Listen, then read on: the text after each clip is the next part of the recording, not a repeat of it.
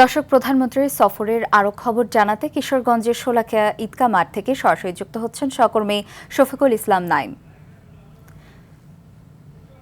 নাইম, প্রধানমন্ত্রীর শোলাকিয়া ঈদগাহ মাঠ নেতাকর্মীদের মধ্যে উচ্ছ্বাস কেমন দেখছেন জানাবেন। নুসরাত, আপনি জানেন যে কিশোরগঞ্জে আজ প্রধানমন্ত্রী কিন্তু আগমন করেছেন। তিনি সকালবেলায় পাকুন্দিয়ার মির্জাপুর সংলগ্ন আপনার ব্রহ্মপুত্র নদী কিন্তু পোনা মাছ অবমুক্ত করেন। এরপর তিনি কটিয়াদীর আচমিতা জর্জ ইনস্টিটিউটে একটি প্রোগ্রাম করেন, যেখানে হচ্ছে সারা বাংলাদেশ থেকে 14 জন মৎস্য চাষীদেরকে তিনি স্বর্ণপদক দিয়েছেন।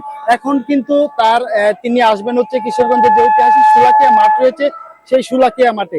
এই শোলাকিয়া মাঠে হচ্ছে তিনি শোলাকিয়া মাঠে যে উন্নয়ন প্রকল্প রয়েছে, সেই উন্নয়ন প্রকল্পের উদ্বোধন করবেন।